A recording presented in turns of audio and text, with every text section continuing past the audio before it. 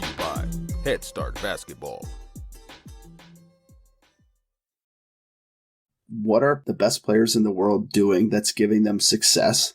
Curry, Joe Johnson, Paul Pierce. What's giving them success, and how does that translate to the high school and youth level where we could teach that to players? Reid Ouse is an NBA skills trainer and the founder of Catalyst Training in Minnesota. He has worked with Andrew Wiggins, Jake Layman, and Paige Bueckers, among many other players at all levels of the game.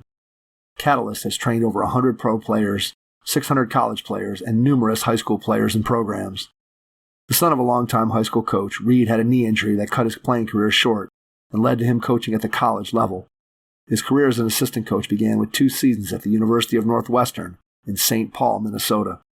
Reid then moved over to Bethel University, a member of the Minnesota Intercollegiate Athletic Conference, arguably the best Division III conference in the country. After 3 seasons at Bethel, Reid became the top assistant at Waldorf College in Forrest City, Iowa. His last stop as a college assistant coach was at Division II Minnesota State University, Moorhead. Reid then began training in the New York City area and quickly began making a name for himself in the competitive New York City market.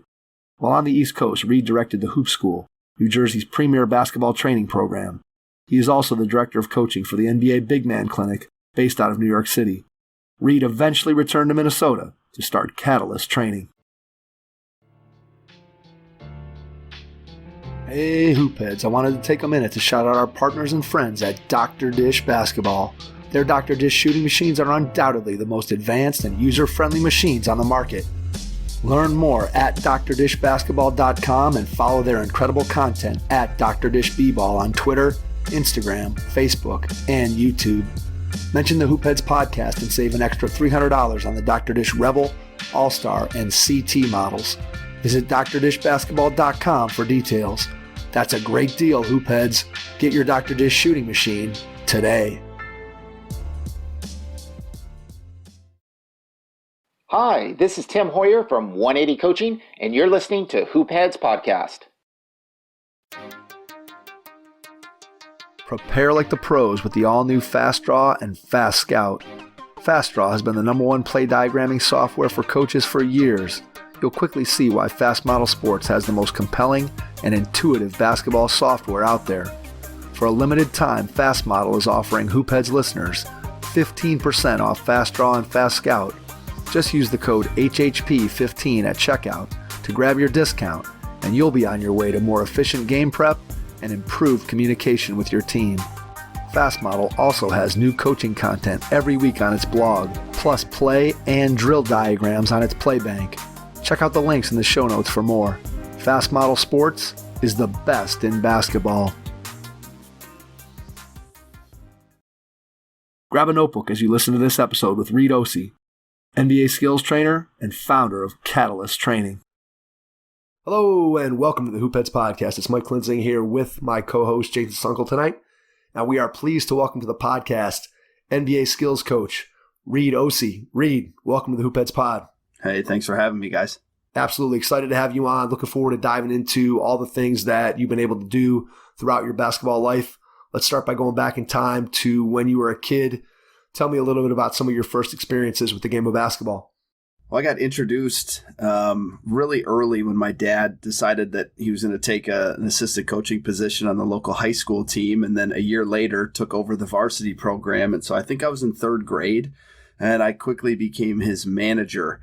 And so my job was obviously filling up water bottles and sweeping the floors and things like that. So I learned the value of hard work. My great-grandfather was the custodian at the school for a long time, and so he showed me early on how to make sure you put firm pressure on that broom handle and make sure all the water bottles were filled up and make sure there was no leftover water on the floor so the players were slipping. So I learned a lot of those things early on, just being a sponge, getting to be in the coach's office with my dad and his staff. And I've always been somebody that really appreciated adult conversations at a younger age.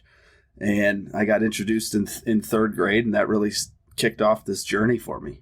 You've always had keys to the gym, man, between your great-grandfather and your dad, man. It doesn't get any better than that. It doesn't get any better. All right, so what do you remember about being around the team, being around your dad during that time? Do you have a memory or two from those younger elementary ages that sticks out for you? Yeah, actually, one that sticks out is kind of a skill development deal. I remember watching in warm-ups, I was probably in fourth grade, and somebody dribbled behind their back, and I thought, I don't know if I can do that. And so I kind of ran around the gym in between filling up water bottles, probably like an idiot, just trying to teach myself how to dribble behind my back. It's one of the only vivid memories that I have of kind of that age, but I remember by about a half hour in, I had figured out how to go behind my back, running full speed. And if somebody were to walk in the gym, they're like, oh, there's a practice. And then there's like a fourth grader just running around dribbling behind his back. And it was the first time in my life where I felt like, hey, I just taught myself something in a short amount of time because I just I set my mind to it, said I'm going to figure this out. And so I was just a sponge watching what these players were doing. And I was like, hey, can I try to recreate that? Did you have a favorite player growing up? Did you have a guy that you really connected with? Yeah, it's actually funny. My dad's, when he took over the JV program, the point guard was an eighth grader named Eric Fallingstead. And then the next year, as a freshman, Eric became the starting point guard on that team. And so I'm the oldest of 7 kids. I have 4 adopted siblings, and I have two brothers, but we didn't adopt them until I was in college. So I grew up is my dad and I in a house full of girls. And so I was always looking for that kind of big brother mentorship, and that was Eric. And so Eric then became my dad's point guard for 4 years, and then was going to go to college to play and decided to come home and ended up sitting next to my dad on the bench for a couple of years. And then Eric has just kind of always been around. It's kind of been a big brother to me. I would rebound for him in the summer. And it's gotten to the point that a couple years ago, my sister was playing in a volleyball tournament in St. Louis, and Eric and I flew to St. Louis to spend the weekend with my family. And so Eric played a vital role in my upbringing, showing me what it was like to watch a player that was, 5-6 years older than me work really hard to master his craft. That's really, really cool that you had the opportunity to be able to connect with a guy like that, and obviously being in the gym and being around your dad and just having those influences. Did you know from an early age that coaching was going to be something that you wanted to do, or was it more like you were focused on being a player because of your exposure to the game and the coaching part of it only came later? Because I know that most coaches tend to fall into one of those two camps, right? You're somebody that from the time you were second or third grade, man, my dad's a coach and I'm diagramming plays, and I just always know that whenever I'm done playing, I'm going to coach. And then you have other people who are just completely focused on playing, and it doesn't even dawn on them until sort of playing is taken away from them that, hey, I want to stay in the game and get into coaching. Did either one of those scenarios describe you better? Well, it's interesting because I probably knew that I was going to coach, but, even when I got to college, it wasn't something that was really on my mind. I was 18 years old, just trying to figure out life. But when I look back to it, my dad jokes there was probably the only other vivid memory that I have is they were playing a game at a small town in west central Minnesota, and the other team came out in a box set for a baseline out of bounds, and I stood up and said, "It's a cross screen. It's a cross screen." My dad turned around and looked at me. I was like in 4th grade. And sure enough, it was a cross screen, and they're looking at me like, "How did you know that?" And I'm like, "Well, dummy, they just called this like in the first quarter, and now they called the same thing again. It's obvious, like." And people are like dumbfounded that I'm in 4th grade and I remember this. But that was just, I would go scouting with my dad. So you paid attention to stuff like that. So when I actually spoke at a coach's clinic and joked about that like everyone's like, oh, wow, this is the assistant coach. No, it's like a 9-year-old sitting behind the bench. And so, when I got to college, I had the opportunity, at a small level to play either college basketball or college football. And I was just a mediocre athlete and kind of a tweener size-wise. I'm about 6 feet tall on a good day, and I don't move very well. So I got to college and thought, hey, I'm gonna play. I'm probably a JV guy right away. And had an opportunity to sit down with the head coach. He's like, I was recruiting my best friend who was a year younger than me. Went back to my high school, and my high school coach, who's a mentor of mine to this day, said, hey, there's a kid down there that'd make a really, really good coach. And so that just kind of opened the door. So when people say, I'm not really sure what I want to do, I don't even relate to that because I didn't know what I wanted to do. And it was basically set in front of me with a great opportunity to join the coaching staff at 18 years old. as a student assistant, got a ton of responsibility, and that just kind of kicked things off. So it wasn't something that I was super passionate about going into college. It kind of fell into my lap, and it took a couple games for me to really go, hey, I think I can do this at a pretty high level. Was it easier to make that transition in terms of, I guess, what I think is always challenging, or what I always find to be interesting, is just when you think about the transition in terms of the competitiveness for somebody who's been a player. And obviously, if you're going to play at the collegiate level, I don't care what level of college basketball you're playing at, there's a certain level of ability that you have. So how was the transition from, man, the game is being taken away from me because of this injury, but now this other chance is being put in front of me? How did you sort of transition your competitiveness from playing to coaching, if that makes any sense? Yeah. So being a mediocre athlete, I didn't have the athletic ability to just run by anybody. So everything that I did had to be meticulous. I would compare it to, like, you have a LeBron James or a Luka Doncic. Like, LeBron athletically can do a lot of things that Luka can't. It doesn't mean Luka's not great. I think Luka is one of my favorite players to watch because he's not super athletic for the level that he's at. And so not to compare myself to Luka Doncic, but I had to play in a similar way where I had to figure out the ins and outs of, like, how do I beat you that's not just off of sheer athleticism. And so when I got to the coaching game, it was the same thing. I was wired that way, where it was like, okay, how do we, I feel like I saw the game a little bit differently because I had to. I didn't have a choice. And so when I became a college coach, it was something that, because I had viewed the game that way as a player, it kind of came second nature. What did working on your game look like for you as a player? And then we'll jump back towards coaching, because I think that as I'm hearing you talk, I'm picturing somebody that's pretty analytical about their own game and trying to figure out, okay, what do I need to do in order to be able to have success? So what did you do? What were some of the things that you worked on? Where did you go to find things for yourself to work on? Just how did you design your own program, for a lack of a better way of saying it, to improve your game and get better? What did that look like for you as a player? To be honest, I really didn't have a clue.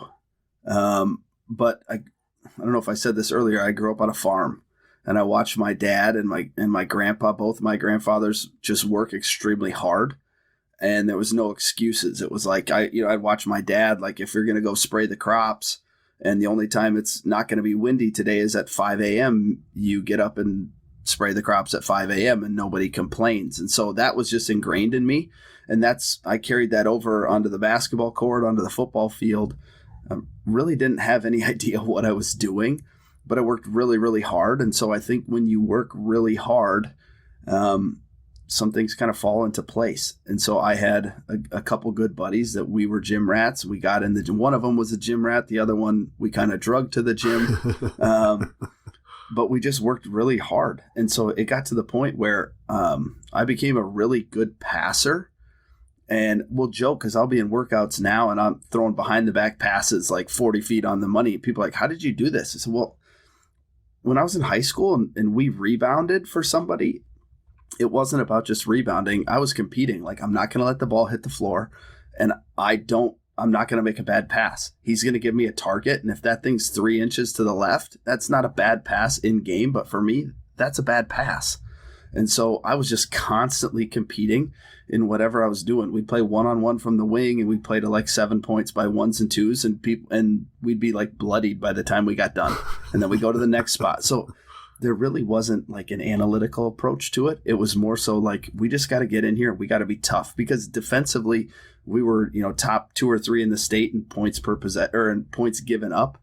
And so we would beat you by 25 and the score would be 55-30, because we were just like, we are going to demoralize you defensively. And we really took that approach to the offensive end of the floor, which I'm sure was sometimes ugly to watch.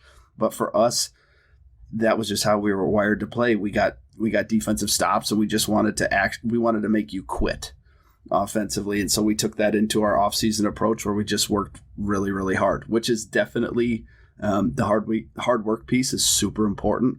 But I do not take that approach necessarily when I'm working with my players now, but it was super beneficial for me at the time based on what I knew. You're not trying to bloody them, huh? No, not necessarily. We're trying to get out of workouts injury free. Understood.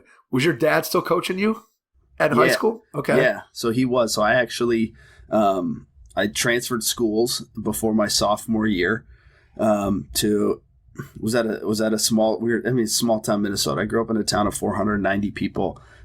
Played varsity as an 8th and 9th grader. We won like 5 games in 2 years. And I joke with my dad, it was the coaching because he was the head coach. He doesn't necessarily love that, but ended up at Hillcrest Academy, which was in Fergus Falls. I went to church there. That's where all my friends were. And I found myself playing in open gyms there on Sundays. And it was like, hey, these are my friends. This is where I want to go anyway. And the faith piece of the school aligned with where I'm at. And it was just like, hey, this is the perfect fit. So I went there. And then my dad ended up coming with as an assistant coach. And it was awesome. I talked to my former head coach just last week, and he's pitching, hey, let's go to Brazil. Well, your dad's coming. Let's do a basketball trip down there. Let's do that. So, I mean, it just was a really cool thing, and just to have my dad be able to come along for that. What was the best part of having your dad coach you at the high school level? It was interesting because my 8th and 9th grade year, we butted heads. I'm sure like a lot of 14, 15-year-old kids with their dad as a coach. I ate a lot of post-game meals in my bedroom, I think. No, I'm not sitting here talking with you about the game, but it was interesting because I was really arrogant. I didn't see it at the time. And, I got to Hillcrest, and I think my freshman year, we won like 2 games the whole year. And my sophomore year, we won 3 games the first week. But I was coming off the bench, and I had to fight and claw for every minute that I was going to get. I was taking charges. I was doing whatever. So it really opened my eyes to what it took to be successful. And then in turn really showed me how much of an arrogant prick I probably was the previous 2 years, not being very good, which definitely changed my viewpoint on my relationship with my dad. And he actually wasn't on the staff my sophomore year. And I thought I would like that. And I didn't. I kind of liked having him around, and he came back, my junior and senior year, and it was just awesome to be able to share that with him. Was it the most challenging part that after games trying to avoid the conversation in certain instances, or was there something else that was more of a challenge? Well, I didn't realize, like my 8th grade year, he wasn't going to bring up any 8th graders. And then he realized the 8th graders were the only ones who cared. And ended up bringing up an 8th grader before me. And I was like, you're bringing that kid up? Like, that kid doesn't even work on his game. I'm way better than he is. And later I had to realize, he had to let that kid come and then bring me up later. And then started that kid first and let him kind of fail. And then I got my opportunity. And I think it helped that I think I scored 8 points in the first quarter of my first start as an 8th grader. And I didn't realize, to me, it was like, see, I told you so. But in reality, he was protecting me. You have a small town with politics. Oh, coach's kid's bringing up his kid who's an 8th grader first. Like, I had no idea. And then it was super frustrating to me because I felt like he was harder on me than he was on other kids. And looking back on that now, it's like he was doing that to protect me so that no one could say, hey, coach, Roger's just taking it easy on Reid, things like that. So looking back on it, it's just like, man, at the time I thought he handled it completely wrong. Looking back, it's like, dude, he had my back. He was protecting me. Have you had conversations now as an adult with your dad kind of about what his experience was like? Yeah, I think his experience was way different than I thought. He obviously had a ton of joy watching me play and have success. I think it was easier for him when he was the assistant coach because my playing time was not, tied to him necessarily. So he could just coach. And he knew how hard I worked. And, there's just high expectations, not necessarily that I would be, a college basketball player or anything like that. It was just like, this is how the OC family goes about things. You're going to be respectful. You're going to work super hard, and the little things matter. And so, we've had cool conversations about, what it was like for him, now that I'm a parent with twin boys, like, hey, when they get older to play, like how am I going to handle that? Because there's probably going to be some expectation that, hey, their dad trains NBA players. He should probably coach this youth team, things like that. And then it's something that at this point in my life, I have zero interest in. I just want to be a dad. Yep. And so, we talked through stuff like that. I mean, the twins turn 2 next week, so we got a long time before we get to that point. But those are things that I definitely pick his brain on to figure out, hey, how did you handle this? What was unexpected, things like that. Is there anything he said that he wishes he had done differently? That's a good question. I don't know that he was necessarily anticipating my response of just shutting down as a freshman. I don't know if you remember the Chris Webber Dada shoes, the super shiny, like flashy shoes. Absolutely. Yep. So my 8th grade year, our best player, midway through the year, got a pair. Our colors were royal blue and black. He got a pair of just bright, shiny blue and black Dadas. And I was like, these are so cool. And my dad was probably puking inside. Like, we've won 3 games. Like, knock it. And that was back in the day where you wore all white shoes or all black shoes. Yep. And anything, if you wore gray, that was cocky. And so the next year I showed up with a pair of bright blue and silver Dadas. I still have them somewhere as like a joke to show my dad. And I wore those for like 5 games. And he was like, you are so full of yourself. And then I went to Dick's Sports and got a pair of all white Nikes and bought them myself and showed up. But just like him, navigating that, I don't think he thought that I was going to think, he watched me as a manager be a junkie and dive on the floor and all this stuff to do whatever. And then I became a player and it was like, oh no, I'm playing in front of people. I'm somebody. That's very cool. I mean, I think the opportunity to be able to coach your kid or get coached by your dad, I think is a special one. And obviously there's some things that you kind of have to navigate on both ends, both as the kid and as the father, to be able to make sure that it works. And I think that it's something that if you can make it work, anybody that I've ever talked to on either end of that spectrum just is so thankful for the opportunity to be able to have either coached their kid or to be able to have played for their dad. And I think that that's something that not everybody gets to do. And I think for those of us that get to do it, it's a pretty special thing. All right, let's get back to the start of your coaching career. When you get that first opportunity as a student assistant coach, what do you remember that sticks out as something that maybe you didn't really know or didn't really think was such a big part of coaching? I guess what surprised you about being a coach initially? That's a good question. I remember, being surprised, not necessarily surprised, but just being, you get immersed in the game planning and the scouting on a whole nother level. I came from, class A, like small school basketball where we scouted, but it was like, no, we do what we do and we do it well. And then getting to the college level, like making adjustments, how do we handle things?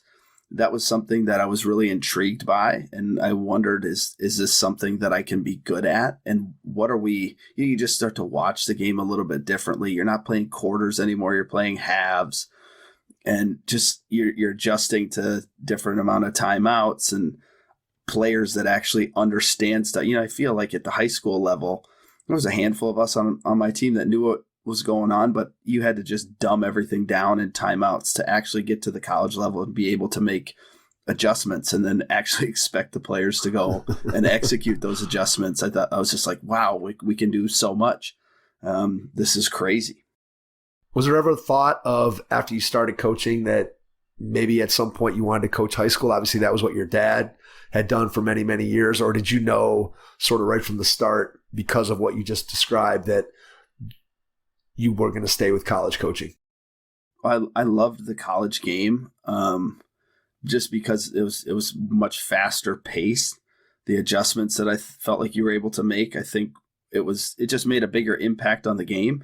I'm close with a lot of really, really good high school coaches, and you can do that stuff, at the higher levels here. But the thing that really the thing that really stuck out to me was just the ability to go kind of craft your own team. Like I can go recruit players that fit the system that I want to play.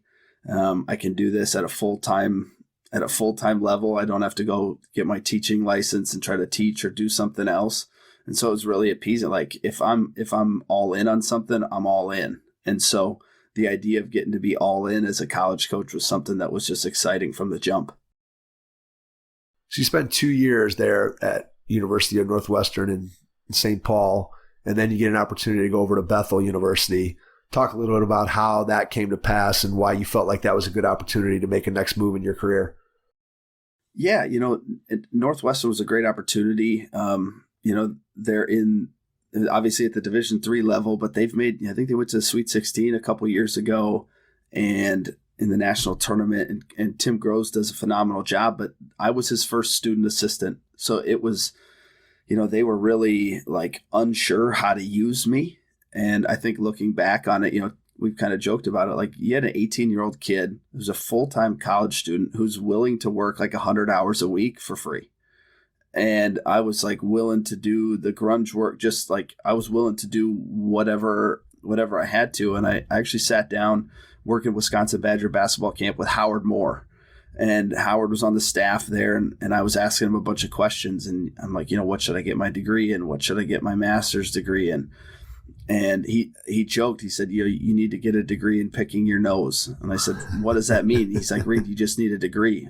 I said, what do I get my master's in? He goes, well, get a master's in picking your nose. I think he said, Tubby Smith has a master's in history education. You think he uses that as a college basketball coach? And I was like, good point. He goes, the most important thing for you is to work your butt off. And so whenever you need a job reference, that coach will say, Reid never told me no. And so I was like, that's it. That's my ticket. Like growing up on a farm, the work ethic, like I can do that. I can outwork people. And so being at Northwestern, like I felt like I had more to give. I felt like I'm sitting here willing to volunteer all these hours and do whatever. I'm just looking for more of an opportunity. Bethel University was literally like 1.5 miles down the road. I knew that their student assistant, who was their head JV coach, was graduating. I was just okay. I know a lot of people over there. I'm kind of connected. Let me see. And I just showed up to a team meeting. They're like, who are you? I was like, I'm Reid. And they gave me some film and said, hey, make a scouting report. And they didn't tell me, am I making it as if I'm Bethel or as if I'm Augsburg? So I said, all right, I'll make 2.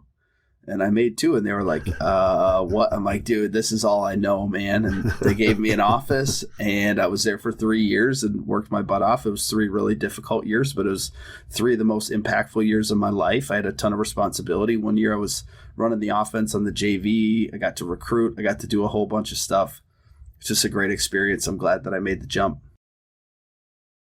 What did you love about Division III basketball? What made it unique in your mind? Well, I got the opportunity to work D2, NAIA, and D3. And what's interesting about Division III is obviously kids are paying their own way, and kids are going to go, they're more apt to go to a place where they really feel at home. Like this is a spot that I want to be. Sometimes you don't necessarily get that if you're playing for a scholarship, where you're just kind of like, hey, I don't have a ton of options. I got to go where the money is. And so at the Division III level, it's more so of an even playing field, I would say. Obviously, you have public schools, you have private schools. Like the MIAC, the league that I coached in, was all private schools. In the Wisconsin league, it's all public schools. So there's obviously a big difference in tuition, and we would lose kids, if they're going to pay $10,000 versus $40,000. But the types of kids that we were getting at Bethel, you generally didn't have to worry about the academic piece. It was more of a high academic spot. Same thing, I wouldn't say Bethel and Northwestern are super high academic, but you had to have your ducks in a row. You had to have things figured out. And so it was a different type of experience based on the kids that we were getting. It was definitely more of a family feel, like the parents were involved, post-game meals, things like that. And I thought it was a really unique experience. And I talk to Division III coaches all the time, and that's one of the things that they love. There's a ton of alumni involvement. It's just like its own little community. Yeah, I think the Division III experience, just like you said, from talking to a number of coaches on here, that have been at that level, one of the things they do like is just the opportunity that their players have to really be involved in campus life. And then you think about the way that Division I basketball is today. And I've said this back when I played Division I basketball a long, long time ago. Our season would end and coaches would hand me a 2-page ditto sheet and be like, okay, here's your workout. We'll see you in September.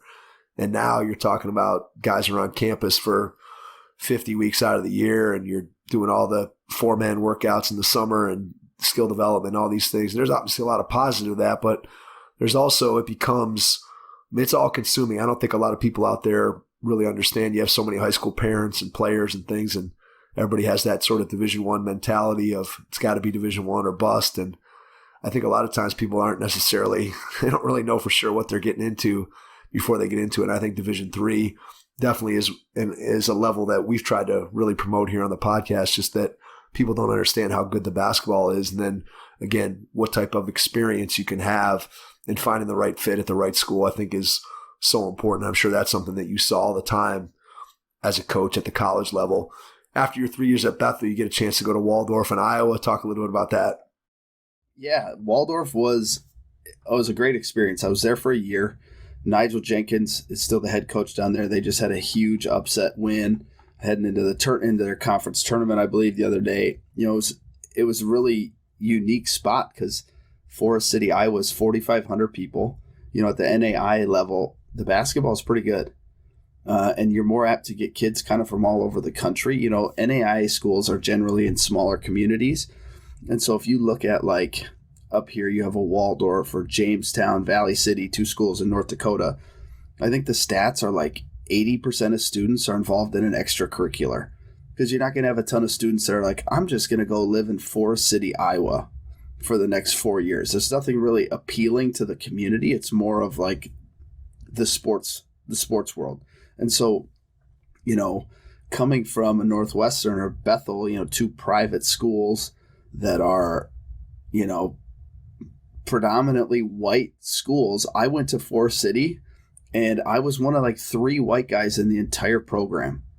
And that was such a cool experience for me. Like I mentioned my family earlier, like I'm the oldest of 7. My 4 youngest siblings are black, but to not really be immersed in that culture and that community, such a great experience for me to be down there and just not only the basketball stuff, but just learn about different things. You had a kid from Milwaukee, a couple kids from Milwaukee, a couple kids from Arizona and Florida, and just get to learn more about people and get out a little bit outside of my bubble. And then to see, all the levels skill wise are a little bit different. Like you have the Division III level where you generally don't have the greatest athletes. You got good athletes, but they're generally pretty skilled. They can shoot the basketball. I coach at the Division II level, and there you're going to get some kind of like Division I athletes that aren't necessarily super, skilled enough to play at that level. You're going to get the high level Division III kids, at Division III athletes, but maybe they just shoot the lights out. We had a kid like that who became an All-American at the D2 level,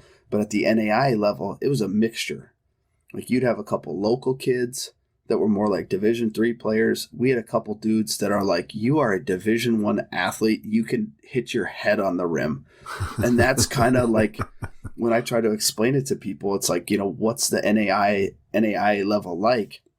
I mean, it was crazy. Like I was our head JV coach on top of being the varsity top assistant. And I'm drawing up like lobs for guys like catching at the top of the square in a JV game. We're playing like Bethany Lutheran, which is a D3, and they like got a bunch of guys that can like barely touch the backboard. And we're throwing lobs. Like what? I'm like, what is going on? It was such a unique experience. It was awesome. I mean, our conference was all the way down to Conway, Arkansas, and Bartlesville, Oklahoma. So that led for a lot of long road trips on the weekends and sleeping on the bus overnight. But man, super thankful for that experience.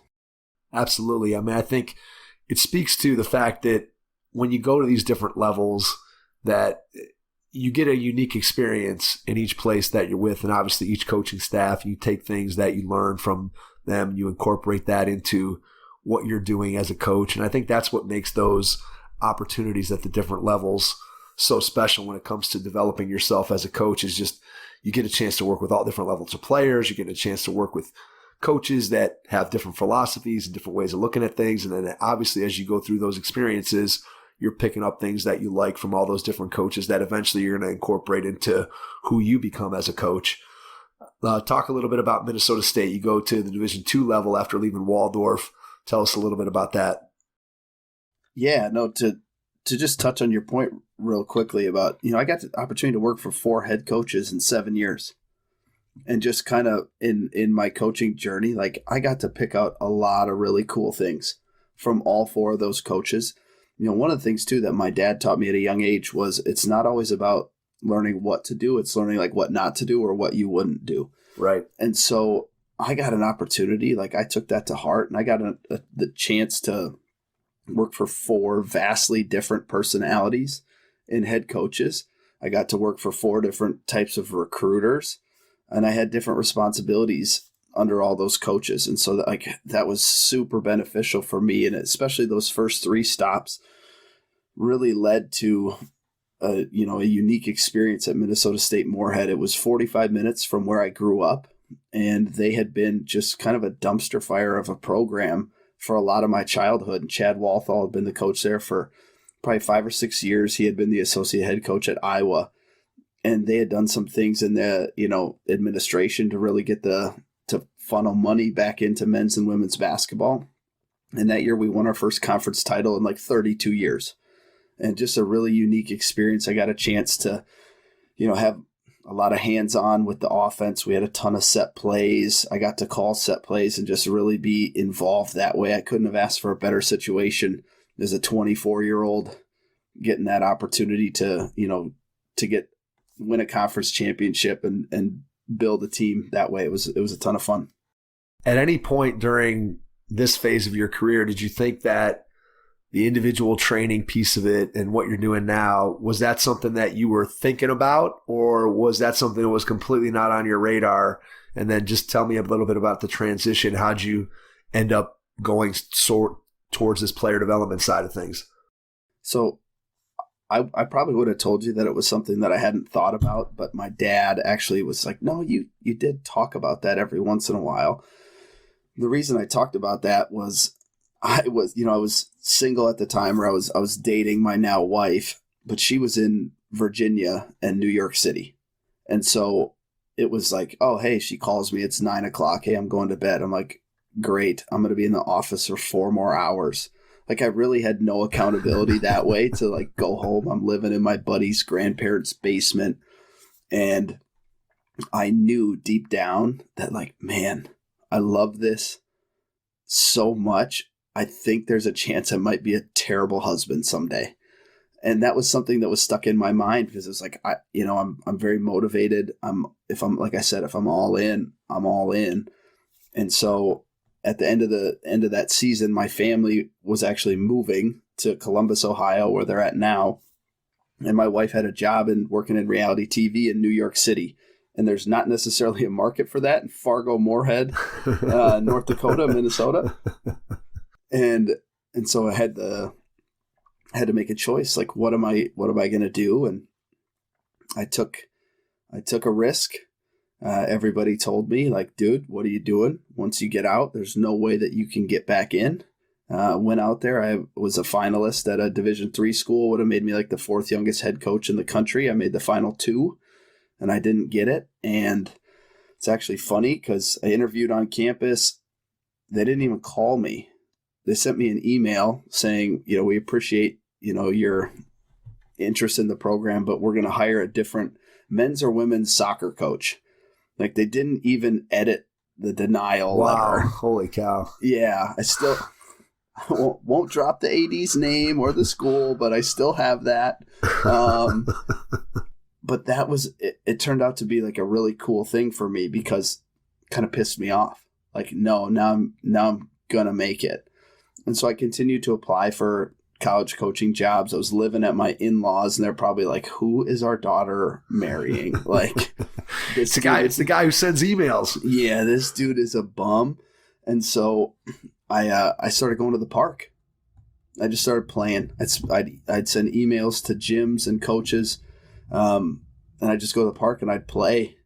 And then I just kind of fell in love with playing again and the skill side. And I was like, well, maybe I can start training kids to make ends meet. And I met a guy named DJ Sackman. And I think DJ's the best in the world in the player development space. He's like, dude, I just moved back from LA. I need a guy. And so was working at a gym on Long Island right outside Manhattan and was doing some stuff on the side for DJ, which the gym had given me, the approval to do. And like 2 months before I got married, that gym called me and fired me because they thought DJ was going to use me to like take their clients. DJ was like, dude, I hate Long Island. I'm not driving out there. I live in New Jersey, man. And so here I am, 2 months before I'm getting married, and I'm going, man, my in-laws are definitely thinking, who is this bum that our daughter is marrying? And DJ's like, well, I don't need you right now, but I'm going to need you. And so he gave me some stuff up in Poughkeepsie, which was like a 2-hour drive for me. And I would drive 2 hours up to do like 2 hours of training and drive 2 hours back. And he just found work for me that kept me afloat until we opened up a facility and things just absolutely took off. So again, it was one of those deals where I took a risk. I worked really, really hard, built, some pretty strong bridges in the basketball community pretty quickly, and things took off. When you go from coaching at the college level to doing the training, obviously there's correlation there, but there's also some different skill sets that you need to have, and you need to start looking at when you're working with an individual player and trying to figure out what do they need, how am I going to help them. What was your process like early on? And obviously you learned from DJ, but what was your process like early on compared to, let's say, where you are now in your career in terms of knowing exactly what you want to teach and how you want to teach it? Well, to be honest, I became a little bit of internally that 14, 15-year-old arrogant prick where I thought, man, I've been in the gym every day since third grade. I was a college coach for 7 years. This is going to be easy. And as I started training players, this is prior to meeting DJ, I found myself, I was like, I'm going to learn, so I'm going to watch film. And I found myself obsessed with Steph Curry, but not for the reasons that most people were obsessed with Steph. I watched Steph and I thought, you're a mediocre athlete and you're killing dudes. Like, how are you doing that? And then I started watching like Paul Pierce and Joe Johnson. I'm like, Paul Pierce is 49 years old. He just scored 25 points last night and he can't move. How is he doing it? And I became just obsessed with that. And I was like, man, this is so different from everything that I've ever learned. We were so focused as a coach on systems and team concepts and managing emotions and recruiting and all that stuff. The player development piece almost gets lost in that. And so I thought, man, the same way that I would dig into the details on a scouting report, watching other teams, like I need to take that same approach to player development. And so I got really, kind of antsy to learn that. I started looking up as much stuff as I could on YouTube. And then actually when I was in the gym one day on a Sunday, it's kind of a unique story because one of the guys that was working called me and said, hey, dude, I had too much to drink last night. I'm super hungover. Can you cover for me? We were set to go to church. And I said to my fiance, like, can I take this? And she's like, yeah, dude, you don't have any money. You got to go to the gym, man. So I went to the gym and they didn't really need me. So I walked to the back gym. There was a camp going on another. And I'm like, who's that guy? He looks familiar. They're like, that's DJ Sackman. And so I walked over. I had a business card from Minnesota State Moorhead in my binder. I'm like, dude, I probably look like an idiot, but I work here. I know you're coming back to run a camp in a couple months. I'd love to help you promote it. And he was like, great, I just moved back. Let's stay in touch. I made a bunch of promo stuff for him for free, and he loved it, and we got connected that way. It's very cool. I mean, it's funny how, as you well know, how interconnected the basketball world is and how small it is and just how quickly you can be connected to one person or to another. And then I think the other thing that has been a theme that's obviously run through your story to this point, and I think it's one that clearly for any young coach out there, whether you want to be training or be a high school coach or be a college coach, the thing that I keep hearing you say over and over and over again is that it was hard work. And obviously there's some technical knowledge and there's some skill, but ultimately the hard work piece of it is what makes all the difference, because then you can combine it with some of the things that you did when you start talking about trying to break down and analyze and figure out, well, how are these guys doing it when they're not superior athletes? But it still comes down to you got to put the time in. You got to have hard work. And if you have that as your baseline, you're going to end up having a lot more success. And I think a lot of times, especially when coaches are young, and you mentioned this too, that I think, and I was guilty of this for sure when I was a young kid, that you get done and you're playing and you think, I know a lot about the game and I know a lot more than these coaches who are older, and I don't really necessarily even need to do X, Y, or Z. Like I kind of can float on what I already know. And I know I was guilty of that when I was younger. And I look back and I'm like, man, I wish I would have worked a little bit harder, not so much on putting the time in, but just on the way that I approached coaching. And I think what I hear you saying over and over again is hard work. Hard work is what got me to where I am today. And I think there's a great lesson in that. Oh, totally. And I don't know that I necessarily got sidetracked in my last, when I was talking, but like taking that same approach of like, I got to learn the ins and outs. Like, so when I got introduced to DJ, I was so hungry. I was hungry to learn the game, but then I was hungry for mentorship. Just like, okay, how do I build a business that's player first, where I can provide as much value as possible? I knew that in order to have a successful business, that it was about the players, and it needed to be about their development. It didn't need to be about like, how does my business model revolve around the players? And so I knew that in order for it to revolve around the players, I needed to be the best instructor that I could be. I needed to be an unbelievable communicator. I needed to be able to demonstrate everything that I was doing. I had to be able to explain it. And so when that happened, it was like the arrogance, in a sense, left, where it was like, I have to learn as much from DJ as I can. There was no like old school anything. It was like, what can you teach me that's new and that's relevant that these kids are going to grasp and just take and run with? So what did you take away from him? What were some of the things that he passed on to you that you've taken that you think are critical to your success right now? So we were in the gym filming one day, and it was super fascinating because at that time, you know, the type of promotion was YouTube or Instagram had just switched from pictures to 15-second videos. So we were trying to condense as much stuff into 15 seconds as possible. And we're in the gym filming one day, and DJ's like, was an unbelievable player. He's like super skilled. He's like 36, 37 years old right now, and he's just cooking guys still. And I was not that guy, but I was able to demonstrate things, and I was in the gym. And so I'd get done filming him, and he's going to film me, and I'm going through some stuff, and he stops me, and he's like, dude, why are you doing this? I'm like, what do you mean? He's like, no, like, why are you feeling like you have to be the player? I'm like, well, this is what everybody's doing. Like, this is the approach that people are taking.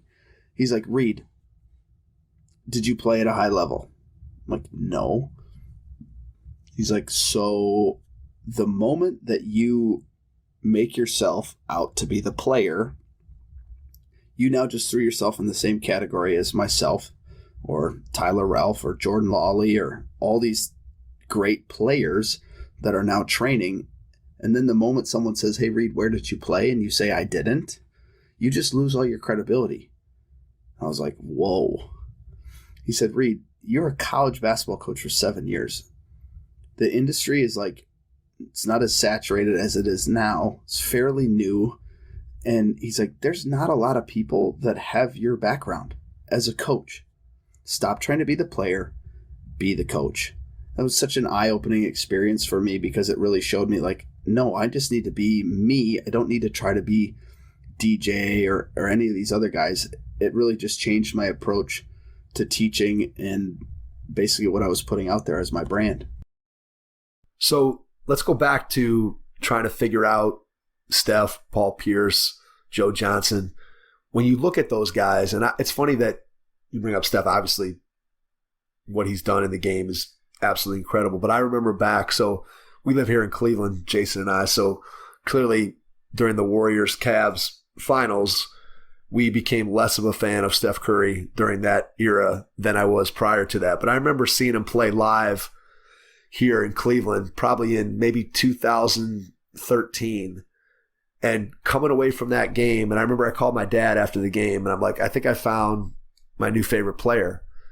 And my dad's like, who? And I'm like, Steph Curry. And he's like, why? And I'm like, I just watched him play live, and I have never seen a guy at any level move without the ball and utilize his feet to get open, to get shots off, to beat guys off the dribble, to get to where he wants to go better than him. And I think the footwork piece of it is something that when you start talking about building a base for players, that footwork is so underrated. And I just think that, like I said, this is 10 years ago, 11 years ago, that I started looking at Steph and being like, man, just the way that guy moves and what he does with his feet sets him apart from so many other players. And to your point, good athlete, obviously a really good athlete, but not an uber athlete at the NBA level. And yet the things that he's able to do because of how efficient he is with his movement and what he does with his feet, to me, clearly that's something that if you can be able to take some of those aspects of what guys at that level can do and break that down and then be able to teach it to players, you become invaluable. So talk a little bit about how you went from, hey, I want to study these guys and figure it out, to, hey, I know what they do. Now I can figure it out, and now I can teach it to players. Tell me a little bit about the process you went through to be able to do that. Well, I've always said the best basketball players are the best problem solvers. And there's a variety of different ways you can solve problems. Like, talk like a Luka Doncic, LeBron James. Like, the difference is, like, they both put up similar stats, but they solve problems completely different ways.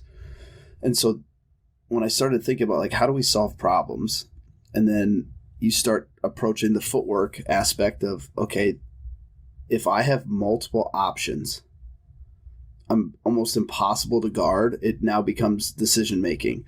And Tex Winter, who coached, with the Bulls and the Lakers, kind of the master behind the triangle offense, he had a statement where he said, a defensive player cannot effectively guard two consecutive actions. Like, I think about like a baseline out of bounds, screen the screener. Like, well, if I don't show on the first screen, the guy gets an open shot. But if I show, I'm going to get backpicked.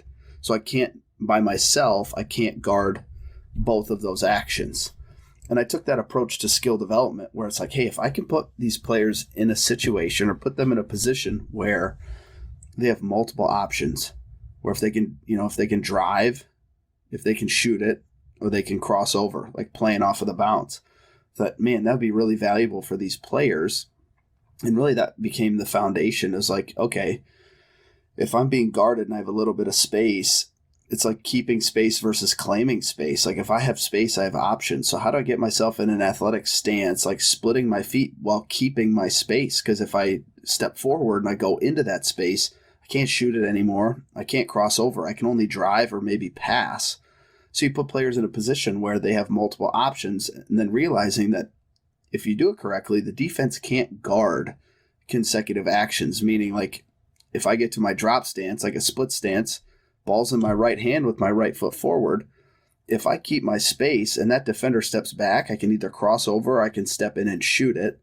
And if they try to defend the shot and I get outside their frame, I can drive out of this. And so I started realizing, with somebody like Steph Curry, or I'll give this example, Luka Doncic right now. So a buddy of mine, Adam Harrington, has been an NBA assistant for a long time. I was at his facility like a year ago in August, and we were talking about Luka. And I said, I don't think Luka Doncic has ever been more athletic than the guy guarding him. And he laughed, and he's like, that's probably accurate. Like, think about the defenders that Luka's drawing. But Luka has the ability to shoot the basketball. So he doesn't necessarily have the ability to fly by you unless he's able to get you to crowd him or come out of your stance. And so that's how he solves problems, where it's like, hey, if you can put that defender in a situation where they know that you could shoot it, they're likely to be leaning, or as I always say, lean, lift, or lunge if they come out of their stance. Now I got options to drive. I got options to change direction, all those things. And when you break it down, if you have a youth player, the compliment that you give a youth player is, well, they're advanced. It's like, okay, well, let's just work on advanced things. The game is the exact same.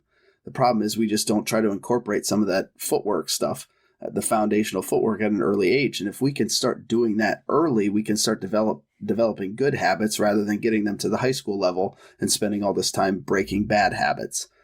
So I really took that approach of, what are the best players in the world doing that's giving them success?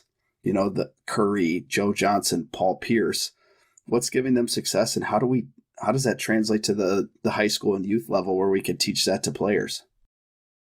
Talk to me a little bit about the youth level. If you're talking about foundational footwork that you think a player needs to be able to continue to be able to have success and build on that as you go along, what are some of the foundational skills that you think are most important for a youth player at the elementary school age?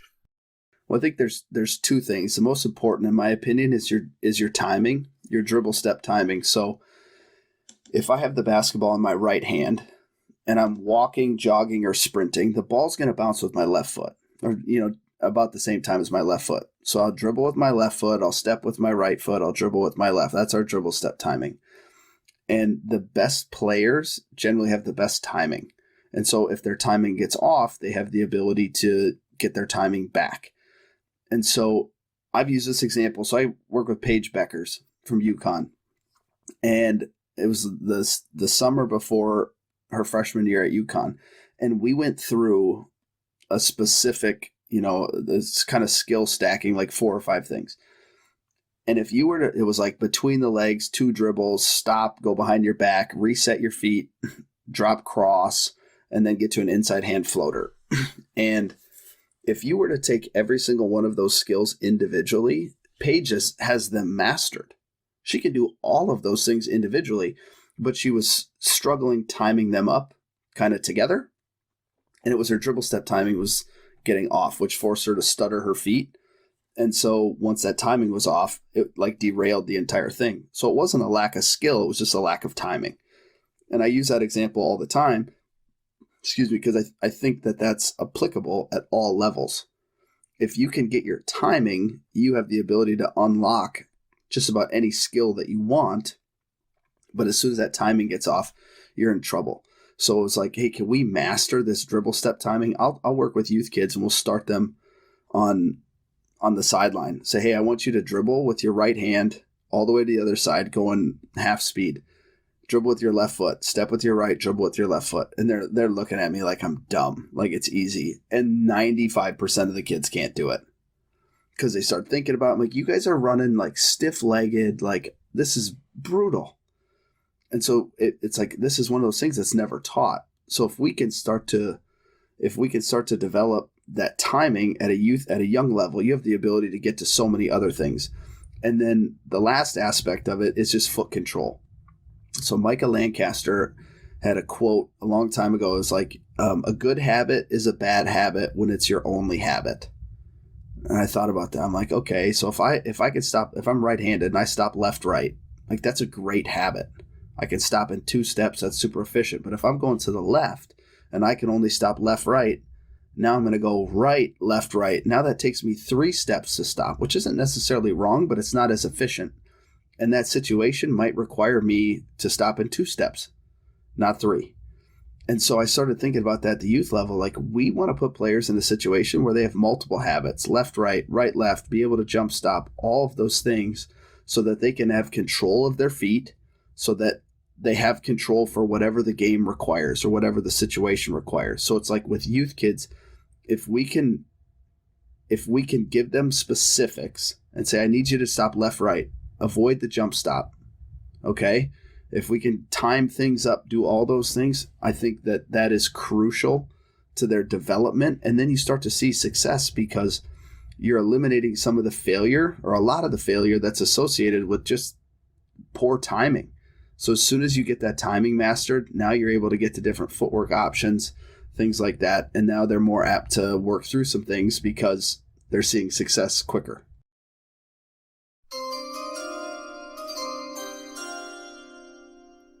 The first training camp, Elite Skill Development and Performance Combine, will be held on the campus of Western Reserve Academy, just outside of Cleveland, Ohio, powered by Unleash Potential and the Hoopheads podcast.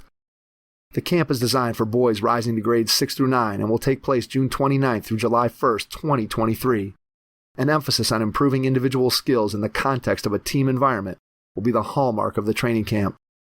Mike Klinzing from Head Start Basketball and the Hoopheads podcast and Joe's Decision from Unleashed Potential will serve as the camp directors of this inaugural training camp.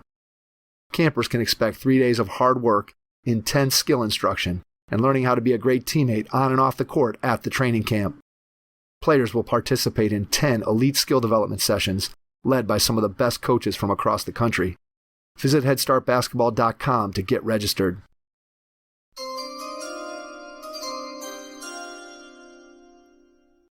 When you're working with an individual player, so you're talking about, again, a youth player who's maybe 9, 10, 11 years old, if you're working with somebody like that, on an individual level, I think one of the things that I think trainers sometimes struggle with is how do you make that skill development in terms of footwork and timing and the things that you're talking about, how do you make that engaging for the player? Because I think that's one of the things that trainers sometimes find to be challenging is how do I take the things that I know are important for the kids to be able to do, and yet, maybe for a 17 or 18-year-old kid who's a senior in high school, those things, doing them repetitively and being able to get those down and master them can work. How do you make sure that you're staying with the kid's level of attention span and what they're able to do when you're working with a younger player? Because I think that, like I said, I think that's something that trainers sometimes struggle with. Well, I try to put the decision-making on the player as much as I can. And so I try to keep them engaged. I think you have two types of training. You have command training and teaching training. And command training is super important. Like, hey, dribble to that cone, go between the legs, dribble there, go behind the back. You're giving them commands, and that's going to help you develop your skill. That's going to be repetition, things like that. But you can unintentionally turn a player into a robot when you do that. And I work with a ton of players that are super skilled in workouts. You see them in a game and they can't play because they just don't understand movements. They don't understand how to solve problems. And so when I'm working with a player of really any age, especially the youth, I try to talk through situations and talk through problem solving. And so, like, if we're getting to a finish, I'm not just going to tell you, hey, you need to be able to finish with that ball outside of your frame. I'm going to tell you why. So if you're a fourth grader and you're used to finishing with that ball right by your ear hole, let's walk through that and let's simulate where the defense would be at. And it's like, okay, if this ball's close to my body and the defender's close to my body, that ball's accessible. And that can lead to a lot of block shots. And so once you start piecing some of those things together, I think kids are more engaged because they start to see the purpose of why am I doing this? Why am I trying to avoid all these other things? It gets them thinking. And then the other part is I try not to script everything. Like at the start, we're going to script more things, but I view things as like you have your start, then you have your middle part, which could be a stop or a change of direction, and then ultimately you have your finish or your jump shot. So if we're working on a specific stop, I might let that kid say, hey, I want you to start a different way every time. Start with a rip through, start off the bounce, start in a closed stance, and then get to this stop. Or, hey, we're going to start off the catch. We're going to rip through, get to this stop, and then I want you to get to the rim and I want you to finish. And they'll say, do you want me to get to a floater or a layup? And I'll say, yes. And they're like, what? I'm like, dude, like, I want you to see the game. I want you to be creative. And so when we do things that way, I think when we do things strictly in a command training setting, players can shut their brain off in a sense. And it's just like boring and repetitive where I'm like, hey, I got to keep you engaged. And the other thing that I'll do is if I feel like I'm losing a kid or I'm losing a group, like, okay, we're on the left wing, we're doing something. All right, everybody come on in. We're going to switch. We're going to go to the right wing. Now we're going to do something completely different. And we might start completely different, and then we're going to get to the same thing. And these kids are like, oh, yeah, this is great. We're doing something completely different. It's like, no, this is the exact same thing. We just switched up the start. So now that you think it's something completely different, and now we have you re-engaged. So those are some of the things that I try to do to keep kids focused, is keep them thinking about, hey, what problem am I trying to solve here? How do I do it? And then, hey, how do I be creative out of it? Yeah, it makes a lot of sense. I think when you can build that creativity in, I think that's one of the things that we talk to coaches too, is that they sometimes worry that just because of the way that the situation is now in terms of youth basketball, that the creativity that kids used to have, maybe where they were playing more pickup basketball, that creativity is a little bit lacking sometimes. And so I think if you can incorporate that into what you're doing as a trainer, you're certainly giving those kids a skill that coaches are looking for out there. They want players who are creative. They want players who have a high IQ. And I think if you can bring that to them, you're obviously adding a ton of value. How much time are you spending watching film, whether it's of the players that you're actually working with or whether you're watching NBA guys and trying to pick up things that they're doing? How much time during a week are you spending watching film? It's interesting because I don't watch a ton of live basketball. I got twins at home. It's kind of crazy, but I also I consume content in so many different ways, whether it's, social media or watching different highlights or going on Synergy and pulling specific things.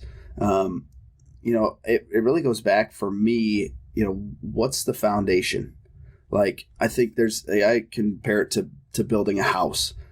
You can get super creative in building the house, but at the end of the day, there's only a certain amount of ways that you can build the foundation for that house, right? And how do you make that thing sturdy so that ultimately when the house is being built, it's going to withstand the storm and the chaos that Mother Nature brings? It's the same thing on a basketball standpoint. It's okay, how do I help you build your foundation, put you in spots where you have great foot control, great timing, and then also understand who you are, but also sometimes more importantly, what you're not.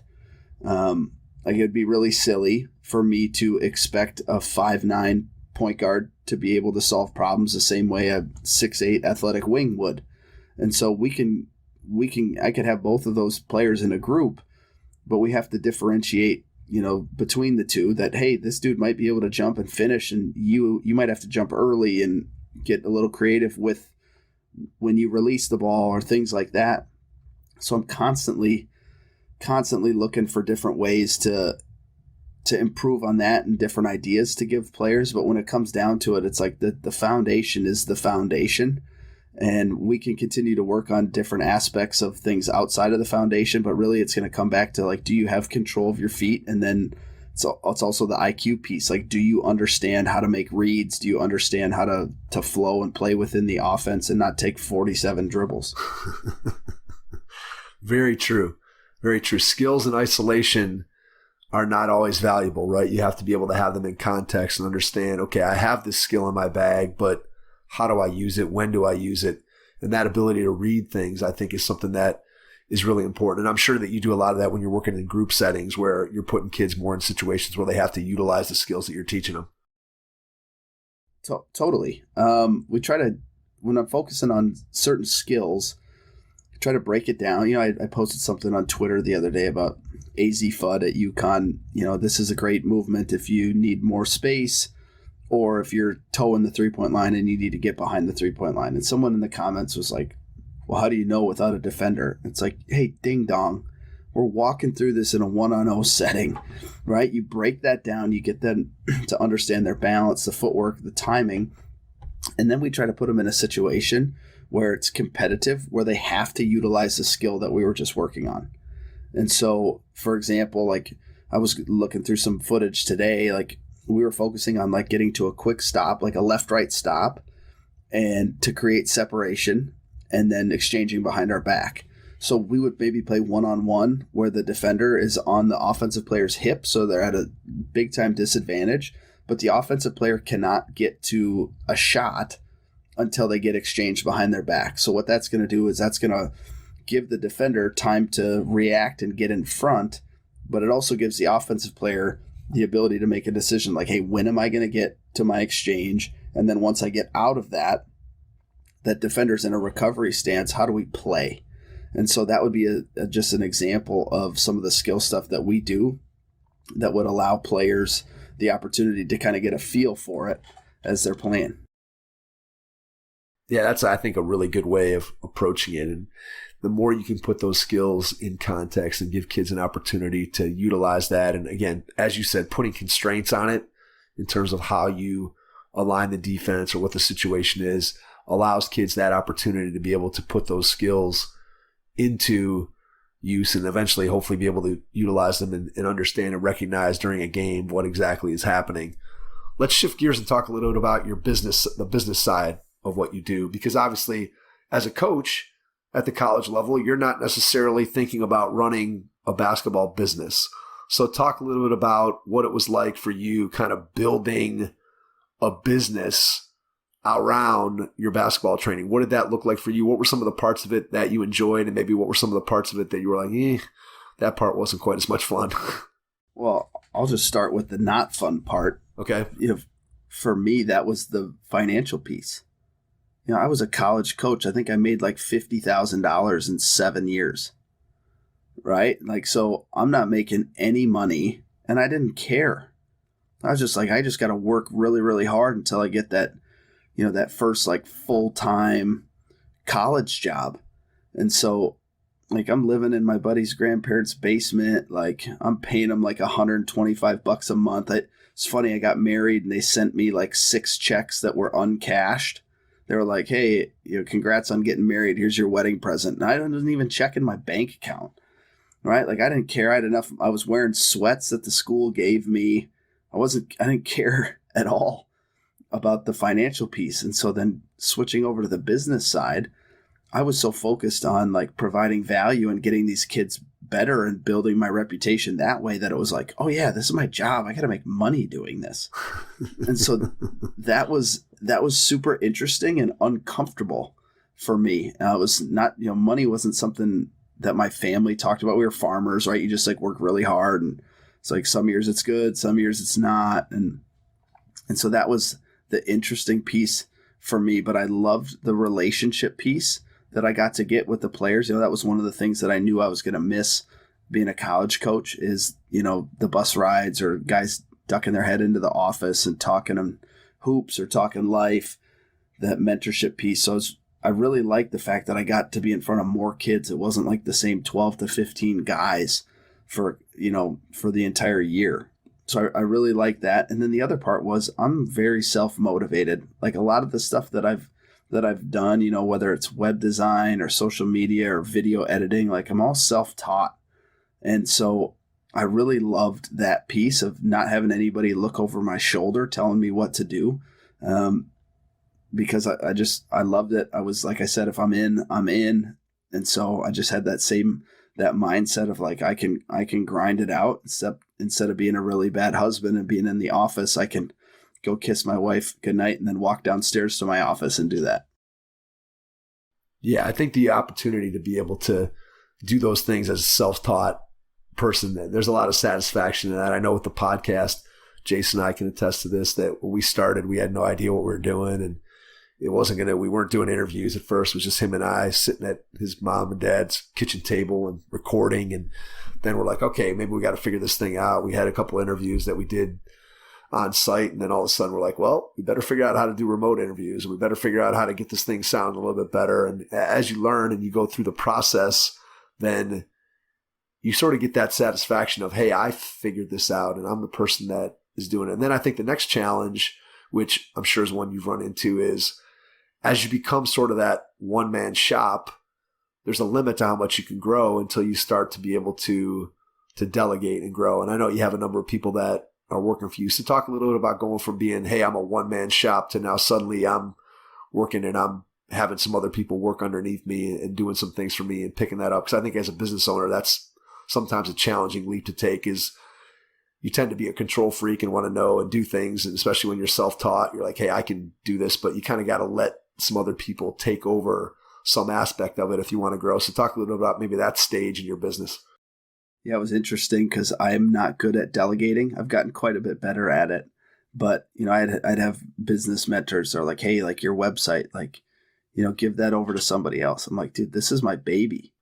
Like, I've built this thing. I'm self-taught. Like, I'm not letting anybody touch this thing. Like, that's my baby. And realizing like, okay, I need to be able to give some of this stuff up. And then the other part was, Catalyst training was growing, but it was Reid Ouse.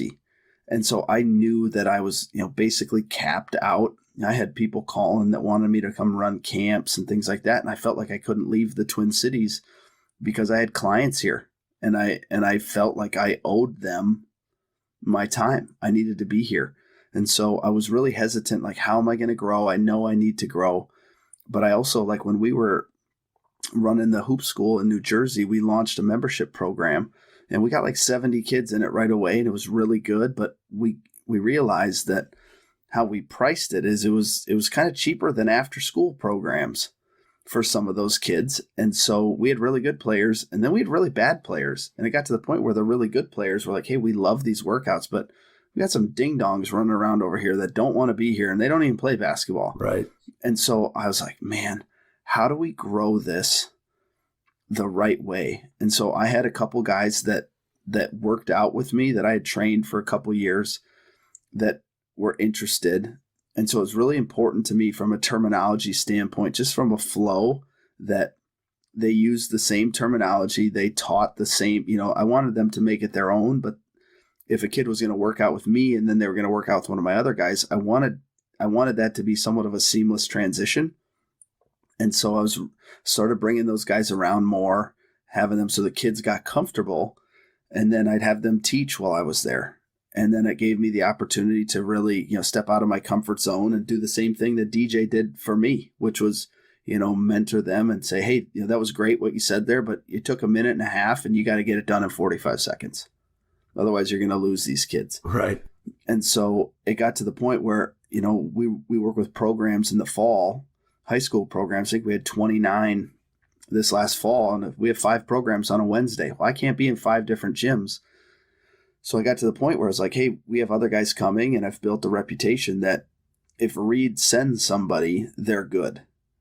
And so I never wanted it to be a situation where they're like, hey, who's this knucklehead that you sent to the gym to work with our kids? And we haven't had any complaints.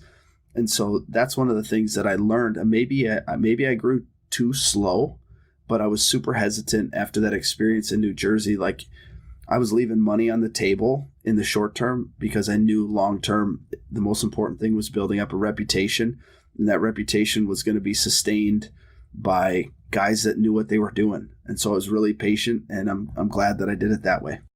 What's your process for working with a trainer that you bring in to make sure, as you said, that you're on the same page in terms of the way you're teaching, what you're teaching, the terminology? How do you go about making sure that takes place? Well, one of the things that I've gotten to the point where I have a couple other guys, the guy named Ryan Brueggemann who plays in England right now, and then another guy named Ryan Miller, that are with me all the time. And so it's gotten to the point where they've seen me mentor them. They're super talented, and they can run. I mean, they basically, when I'm gone running camps all summer, they're running our small group membership program. They work with a ton of teams. And so I can send guys to work with them when I'm not around and say, hey, we got to be able to build up this entire team, because if the more guys we get, the more work we're able to take on, the more opportunities for those guys. And so I try to get them to spend time with me first with the teams, because the team versus the small group stuff is going to be different, right? Small group stuff, if you have 6 to 8 kids in a gym, you can get more in depth with the skill stuff. With the teams, you might have 40 kids in the gym. It's not necessarily as specific.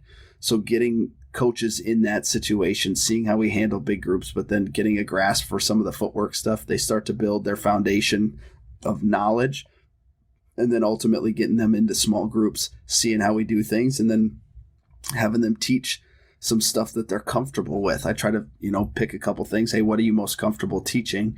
And if they go teach that, then they start to get some confidence in their ability to teach. We can kind of critique that a little bit and then slowly give them some stuff. But if they're around me quite a bit, they start to see kind of how things progress, how we do things, and I think they pick up pretty quickly. And we see that with the players too, where if I give the players a little bit of freedom, I'll say, you got to stop. You're screwing up my workout because you're getting out to all the progressions before I'm introducing them, and we're running out of stuff to work on today.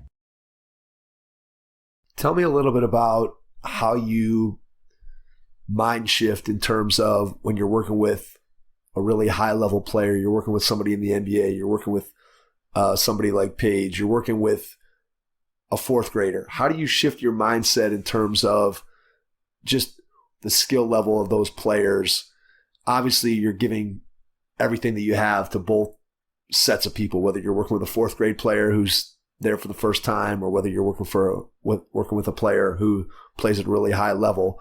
But just how do you go and shift from one to the other? I think it's a really tremendous skill to be able to work with players at different levels. So talk a little bit about how you approach that. Yeah, I try to take the same approach, to be honest. It's interesting. You talk about professional basketball players. We kind of put them on a pedestal as being, completely different. A lot of them are just normal human beings. And so like, it's fascinating. Like I'll walk into a gym with a fifth grader and their mom is like, hey, how are the twins? How's your wife? We have those types of conversations. Or Andrew Wiggins walks in the gym. The first thing he asks are, how are the boys? Yeah. Right. Like, yep. So the approach, like in terms, like I'll say this, I try to connect with the player, try to understand, like, how are you wired? What's your personality? And, what, like, do you need someone to get on you? Do you need someone to kind of pat you on the back and encourage you that way? Like what makes you tick? And then really just approach it from that standpoint. I have fourth graders that need to be coached harder than professional players. And then I have professional players that want to be coached really, really hard. I have professional players that want me to introduce something and then they want to kind of figure it out on their own. And so I don't know. I think it sounds silly. Like people are like, well, you work with NBA players, so how could you work with a youth player? And it's like, no, I think a lot of it's the same. You got to connect with the player. You got to figure out how they're wired and then try to introduce things that you think will help their game and challenge them. That connection piece, I think, is huge. I think that's really where it all starts is, do you connect with the player where that player, again, regardless of the level, believes that you can help them and make them better? And that's A, developing the relationship, and then B, developing the trust between yourself as the trainer and them as the player. And I think that goes for whether you're working with a player at the highest levels of the game in the NBA or you're working with somebody who's in fourth grade, where maybe you got to also build trust with the mom and dad in that case. But clearly, building that trust and building that relationship to me is critical. Oh, 100%. And I think, sometimes I have more difficulty with the younger players. Like it's fascinating. Sometimes you have mom or dad come in and they feel like they got everything figured out, or they feel like they got to come in and kind of explain what I need to do. Right. Or they know what they're coming to me because their kid won't listen to them, but it's not that they're good enough. You're not good enough to teach their kid. It's just they want a different voice. And I walk in the gym and I might ask Paige, like, what, you got anything specific? And she's like, it's your show, man. Or, and like that continues to wow me. Like Wiggins is the same way. Jake Layman played for the Timberwolves. Like a lot of those players, they come in and they're just like, I just want to work. I want to see if you can give me something that's going to make me think. It's interesting. You have Paige Bueckers and AZ Fudd. They're best friends. They play at UConn. They're both number one recruit in their class. And there are times where Paige seems like, oh, hey, are you good? But that's just how she's wired. Like she just demands excellence out of herself. She get a little grumpy. AZ will make a mistake and she'll go, oh, that could have been better. and I'll joke with her and she's like, oh yeah, it's funny. Paige will like get mad and like want to throw a basketball, and AZ just like says like, ah, shucks. But they have like the same exact expectations of themselves. So it's just like trying to figure out like, hey, you guys are the same in your approach, but your demeanor outwardly is completely different. So it's like, how do you coach that? And that's the part that I love. I love being able to take a really good player and challenge them. Sometimes you make them feel like you're teaching them how to walk again with some of the footwork, but ultimately it's like, hey, how can I connect with them and build up some trust and go about it that way? How do you prep for a particular workout? So you're going to work with a player. Let's just say you're going to work with Paige. What's the prep work like for that one individual workout? What exactly are you going through? What processes do you go through to get that ready to go? Well, I try to watch some film and not only look at, you have skill stuff, but then you also have situational things. So it's like, okay, what are some situations that she's going to find herself in? what type of angles is she coming off ball screens? What type of actions do they utilize to get her in space or get her in an advantage? And then go, okay, this is where I see her. What are some skill things that we can, maybe attack that might be make her a little bit more effective? And so that's really my approach. Is it will kind of go all over the place, where it's like, okay, you find yourself in some ball screen stuff. That means we got to talk through that specific ball screen situation. But you might also find yourself in a switch off of that, where you're in an isolation situation. So we can incorporate some different movements that way. So it depends on how often I'm going to get them. Hey, are you here for a week? Are you here? Is this a one-off thing? Like what is it? We try to take that approach. If I know I'm going to get them 3-4 times while they're back, then we'll try to progress. Otherwise, if it's like a one-off deal, like, hey, I'm in town for 24 hours, then we take a completely different approach and try to see, like, hey, are you looking to get shots, cardio, or do you want this to be like educational and me give you as much stuff as I can? Yeah, it makes a lot of sense. I think being able to cater to what that player wants, and again, the situation of how often you're going to be able to work with them. And clearly it's different for each individual in terms of how you prepare and what you go about doing. We're coming up close to an hour and a half, Reid. I want to wrap it up by asking you one final 2-part question. Part 1 being, when you look ahead over the next year or two, what do you see as being your biggest challenge? And then the second part of the question is, what's your biggest joy when you think about what you get to do each and every day? So your biggest challenge and then your biggest joy. From a challenging standpoint, it's that's a good question. The business is really exploding. I have a ton of requests for camps. Being from small town Minnesota, and having a unique last name, I think people have always recognized that the last name just from my dad and myself as a player, and that the name has just continued to grow as people recognize that and they see kind of the online presence. And I have a lot of really good coaches that have helped, grow the business by saying, hey, we bring Reid in and we've had a ton of success. Our kids love him. And so I'm at the point where it's like, okay, there's only one of me to do the traveling. And then the other part is like, I got Jackson and Jameson, my twins that turned 2 in a week at home. My wife, like, I love being on the floor, but it's like, hey, I realize that, they're only young for about 4 years. Yep. And then like, I don't want to miss that. We've had a blizzard the last 2 days and we've been inside, and it's like, man, I can't wait for the summer to be able to go to the splash pad with them and spend some time in the lake and just doing things like that outside. And so that's going to be, I think, my biggest challenge is like, hey, I'm a basketball trainer, but that's not my identity. I'm a husband and I'm a dad, and I love that. And so it's kind of navigating that. It's going to be interesting. And then ultimately the biggest joy that I get out of this is someone asked me that question, like, what are you most proud of? I said, it's the community that we've built. We've just having good people around, it's been really interesting. We get a lot of people,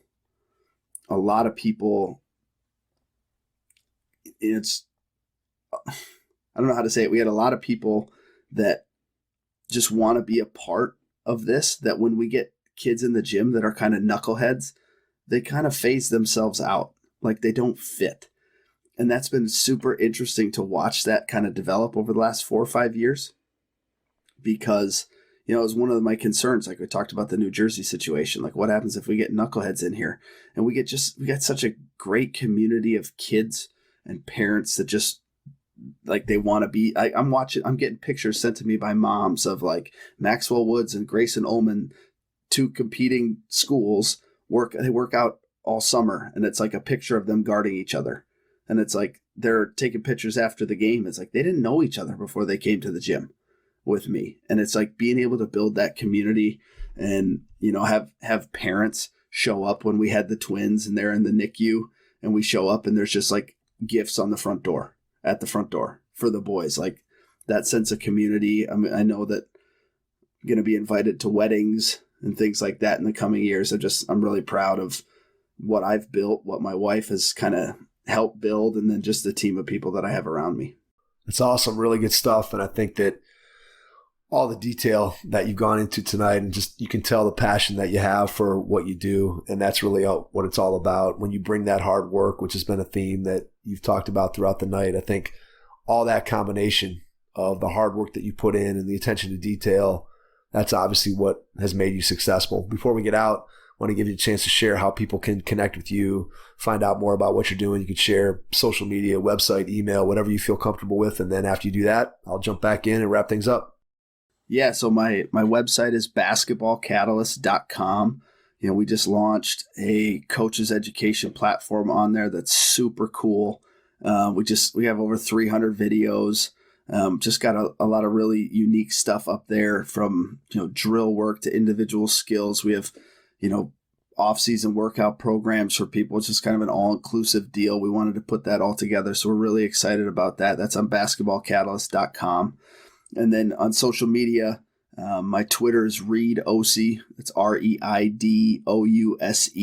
And then on Instagram, I'm Coach Ouse. We got my community phone number is on there in the bio.